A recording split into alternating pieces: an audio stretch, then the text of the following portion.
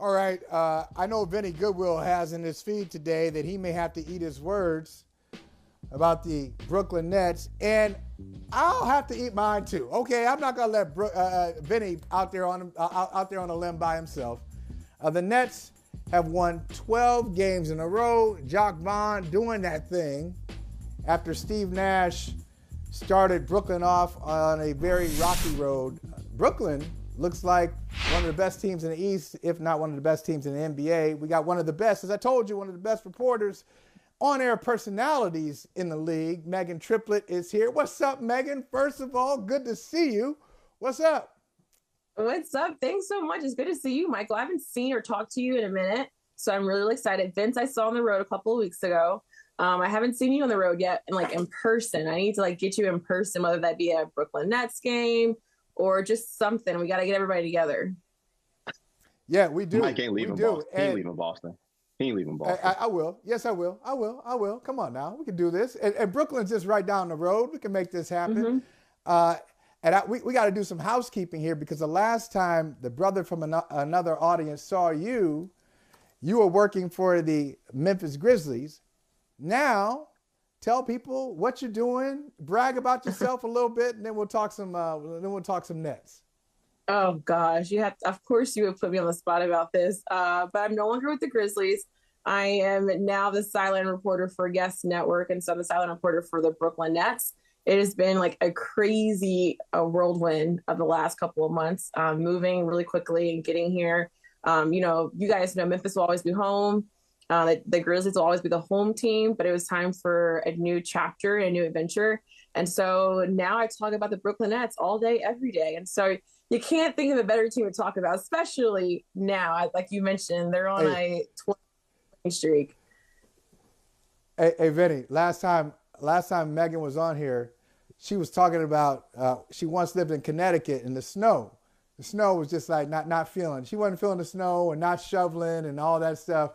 So now you're in Brooklyn. It's January. It's coming. Okay, I'm going to let you know. I'm in the city, so I don't have to shovel still. There's other people who would shovel. So I'm not in a place where I have to shovel myself out of a driveway anymore. I didn't bring my car with me, so I don't have to worry about that. I don't have to clean off a car. So I still helped myself out a little bit.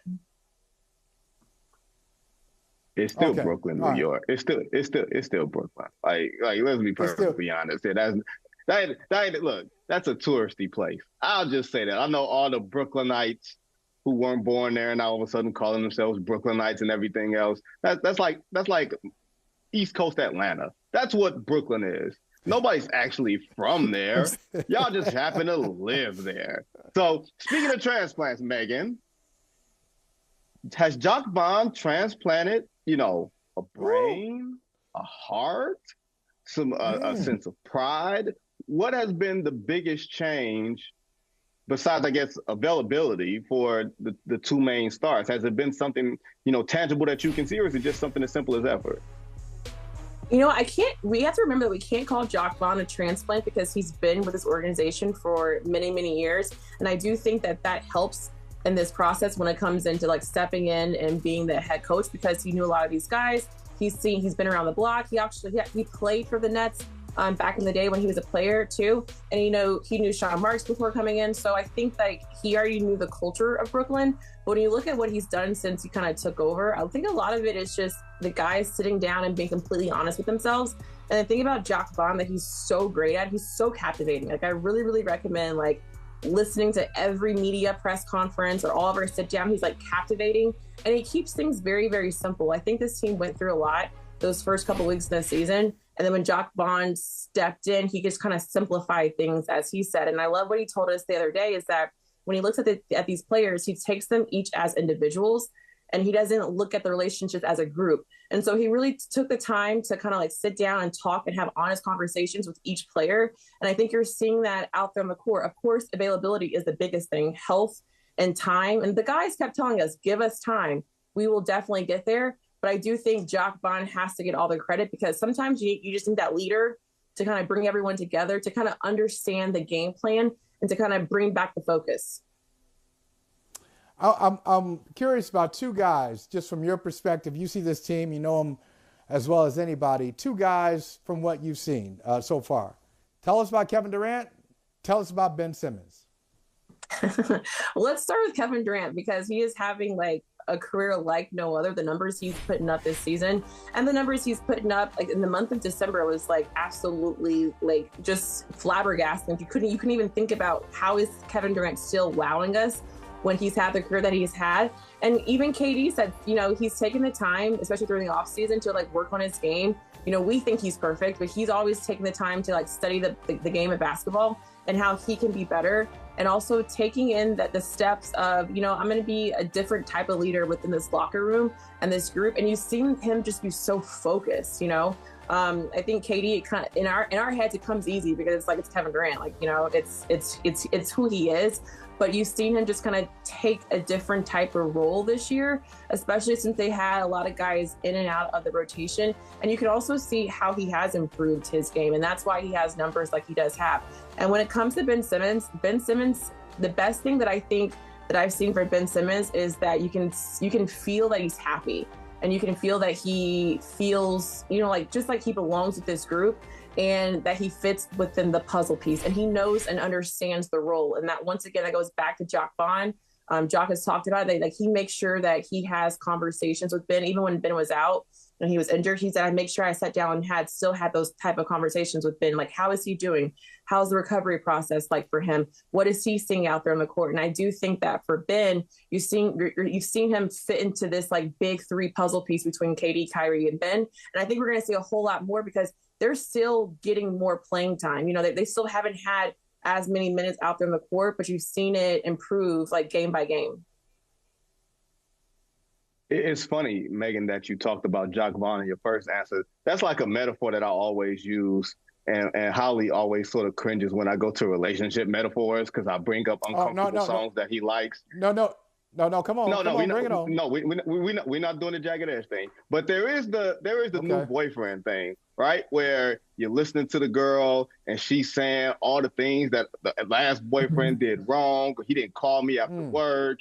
He didn't order flowers. So Jacque Vaughn coming in with attentiveness and sensitivity and all that other stuff because he saw what the last one did. He was like, that will not be me, right? Here's my thought as I turn that over to you. And by the way, Vinny, just to continue that, he was around. He was the friend who was around when the boyfriend was there. So he was like, hey, if I were with her, I wouldn't do it like this. But he's sitting there quiet, waiting for his opportunity. He's seeing the boyfriend make all these mistakes up close. Anyway, go ahead. Yeah. I like that. Keep it going. Let's keep it going. Okay, go ahead. Go ahead, Megan. No. I want to hear more because Holly knows this. I love to relate sports and basketball to relationships because I feel as if those are two things that are equally so important to me in my life too. So I love this. So please keep going. And I get where you're going with this. And Jacque and Steve Nash are good friends. And so I know that it's kind of confusing to probably quite understand. And then you see how things have changed. And sometimes you just don't understand certain things. It's just like, it is what it is. And you can still have that friendship and you can still, I don't think the word like mistakes. It's just when you step into a position, the right person. And I do believe that everything is supposed to happen when it's supposed to happen. Everyone's supposed to step in when they're supposed to step in. And so I just think that at that moment, you know, Jacque Vaughn was meant to be the head coach. And it's a great piece and it works. Hey, look, wait, Quentin. I got it, Holly. We're thinking the same thing. Go ahead. Quentin went from bagging on merch about Shelby to marrying Shelby. I totally get it. See, that is see, Peacock. We plugging. Right? I know Peacock. Okay, cool. Hey, Best Man, final chapters. Great, check it out. And hopefully we will have. We may have someone from the show. There's a little tease. We may have someone from the show on either this week or next week. So stay tuned. But you said they're close friends, Jacque Vaughn and Steve Nash. Of course they're close friends, right? Isn't that the relationship analogy too? Fellas, your replacement is already there. You know your replacement. Your replacement is already around. Woo! I need to be looking because I've been looking for replacements. Y'all need to tell me where these replacements are hiding, because that's not how it always works. I have no idea. Hey, I'm gonna tell you, like, I don't date friends of friends. Like, I don't get that, ain't my get down. But I know people who have, and I know people who do. And let me just say, ugh. But to my last question, Megan. To the last question, seriously, I've long thought that Brooklyn was a tier below Milwaukee and Boston in the Eastern Conference.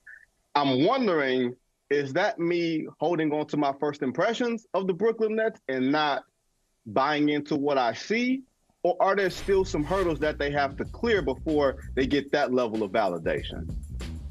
I think it's buying into your first impressions, and I don't think any of the guys would also take offense to that, because they know they've gone through. They know it's been a bumpy road, not just the first couple of weeks of the season, but the last couple of years. They're quite aware of that. But I do think that you have to take into consideration what they are doing. If you look at where they were back on November 15th, they're 12th in the East. And now you fast forward to January, and now we sit at the top of that, at number 2. And the biggest thing that I do think that the question that everybody was wondering is, okay, is the defense there? Offensively, you got KD and Kyrie, you got Joe Harris, you got Seth Curry. The offense is going to come, but what you've seen is that the defense has improved tremendously. And a lot of that's because they've taken accountability to starting off with defense. They want to make sure that they want to be that defensive minded team, because they're aware the offense will be there. So the defense is fueling that offense. So I think that it's time to change the conversation.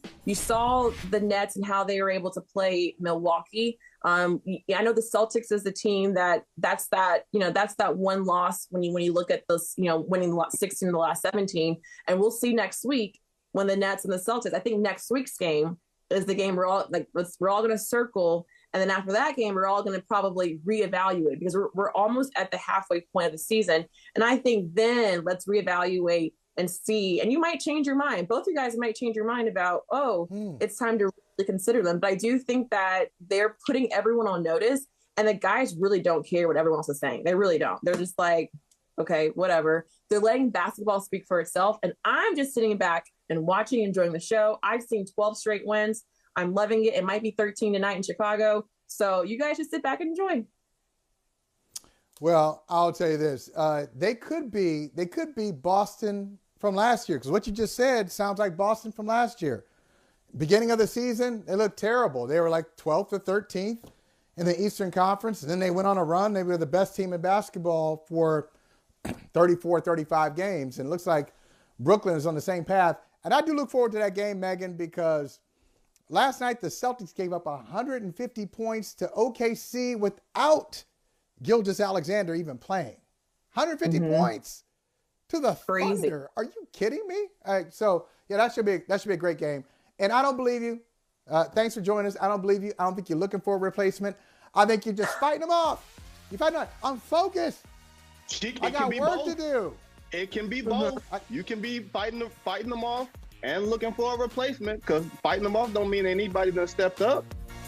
You guys are going to get me in trouble, so I'm not going to let you guys walk me into this. I'm not getting myself in trouble today. It's a great day. The Nets are playing great. Hey, listen, we're not trying to get you in trouble, Megan. We just want a name or two.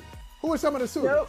Let's give us a name. Give us a name. Hey, if you know anyone, if you know a great guy that'll, my grandmother will love, my mom will love, you gotta be able to sit down and talk to them. I got 3 sisters, so you got a lot of women that you gotta impress. If you know someone, he's gotta have a cross somewhere, he's gotta believe and pray, all that type of stuff. If you know someone, let me know. Okay. We got you.